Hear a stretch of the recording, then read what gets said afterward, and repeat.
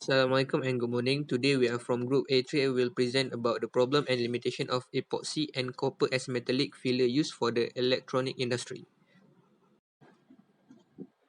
Project summary. In our report, we will discuss on the properties of electrically conductive and thermally conductive nanocomposites that are suitable for electronics. We will review on the material development of nanocomposites, namely by microwave technique. The electrical conductivity of the said nanocomposite will be evaluated by two-point probe method, which is indicated on the top right picture, and four-point probe method.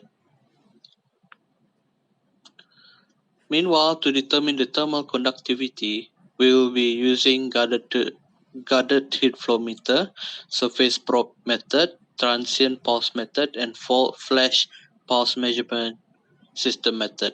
And finally, tensile tests are conducted to gain the Young modulus compressive strength, tensile strength, and modulus of elasticity. Simply to say, the tensile test is to get the mechanical property of the said nanocomposite.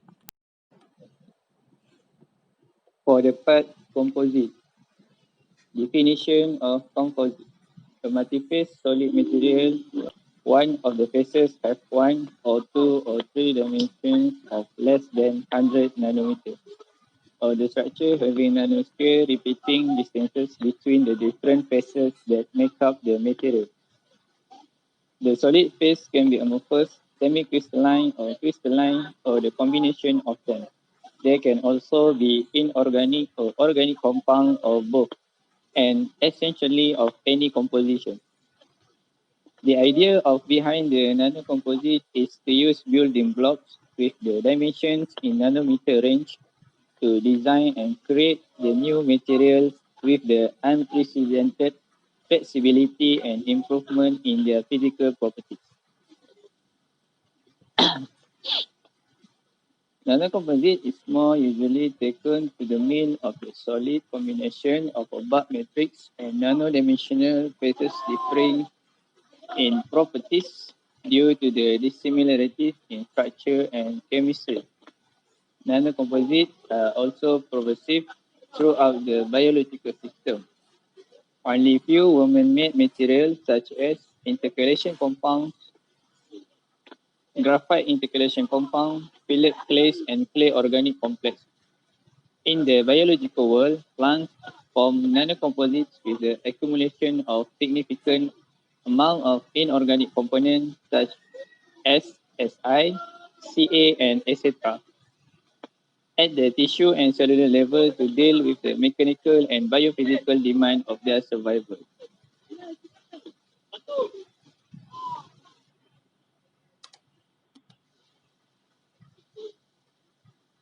Application of nanocomposite: oil and gas pipeline, automobiles, aircraft, electronics, films, environmental protection, food packaging, and also fuel tanks.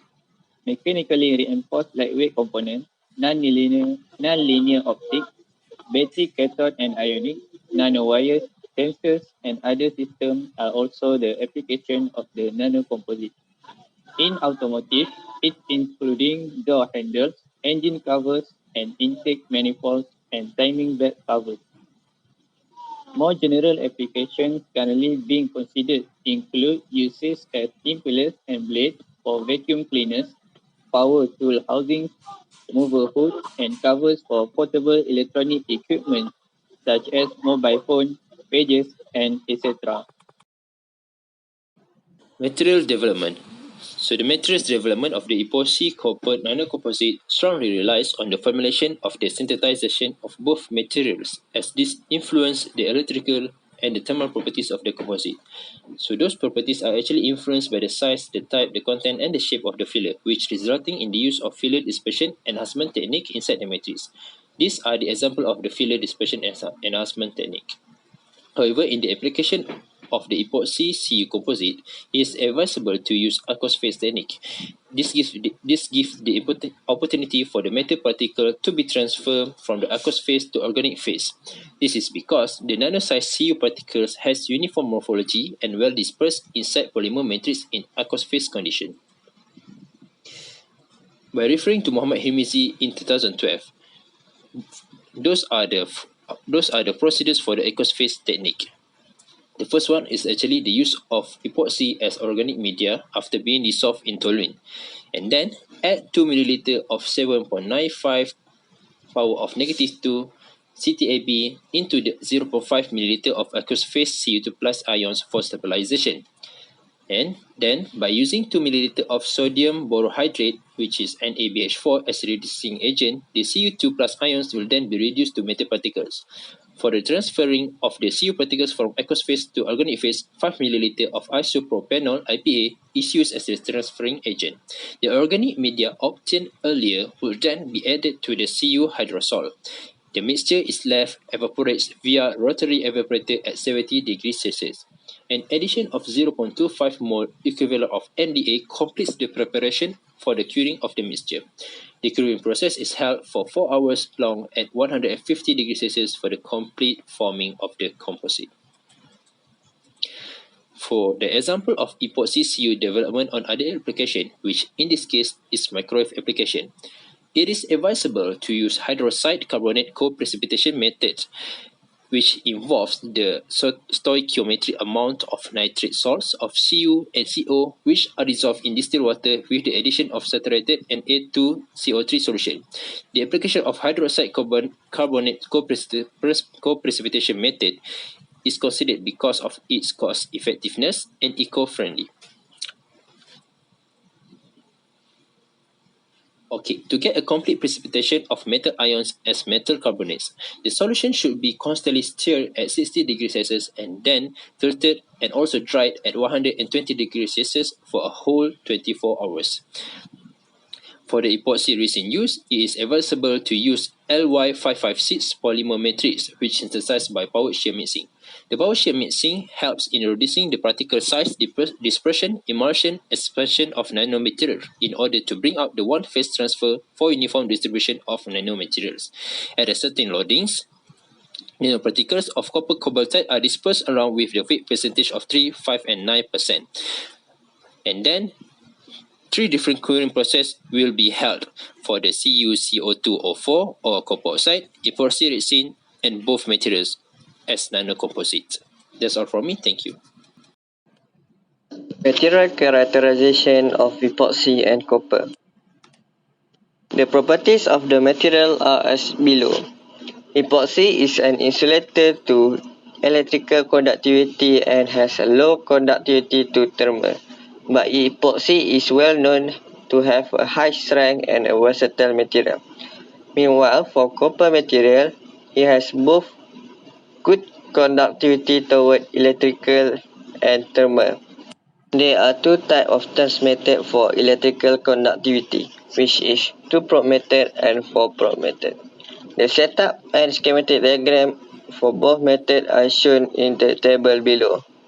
The function for 2-probe method is to use in a moderate resistivity range with acceptable precision. Meanwhile, for 4-probe method, it is to test low electrical resistivity at high accuracy. For 2-probe method, a screening test was performed first to estimate approximate resistivity of sample. If it falls into 10 exponent -1 to 10 exponent +6 cm, multimeter can be used for measurement. Meanwhile, if it falls into 10 exponent +3 to 10 exponent +70 cm, instead, a high resistivity will carry out the test. If it is in between, either equipment will work. Then, a test voltage is applied to the sample.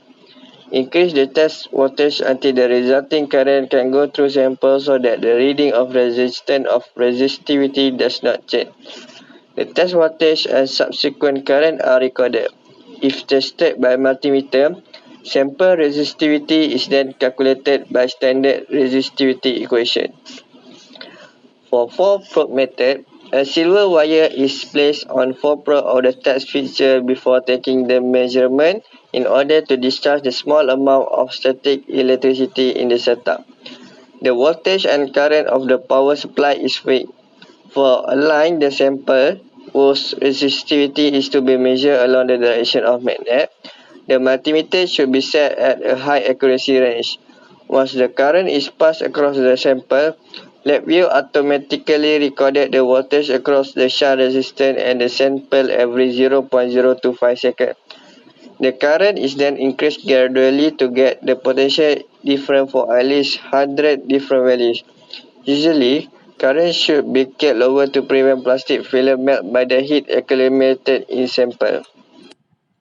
There are three types of test methods that can be used for thermal conductivity: the guided heat flow meter, the transient pulse method, and the flash pulse measurement method. The schematic diagram for all of the methods are shown in the diagram below. For guided heat flow meter, the sample and a heat flood transducer are sandwiched between two flat plates controlled at different temperature in order to produce a heat flow through the step. A cylindrical guard surrounds the tester and is maintained at a uniform temperature of the two plates in order to minimize the lateral leak of heat. At steady state, the difference in temperature between the surface contacting the specimen is measured with temperature sensor embedded in the surface together with the electrical output of the HFT.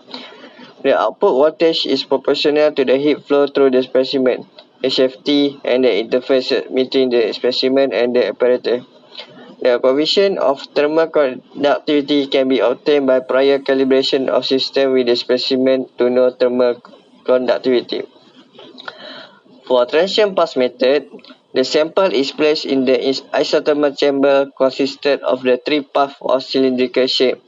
Between the first and the second part, the heat source was placed between nickel volume 20 micrometer thick and radius 2 cm. Between the second and third part, one connection of differentially connected thermocouple was placed. The second connection was placed on heat exchanger where the constant temperature was kept with the help of thermostat. The temperature is then measured in terms of the platinum resistance. Heat is supplied as a reticle current pulse from the software-directed source and the response are computed from the parameter of pulse. The change of temperature was measured by nanovoltmeter.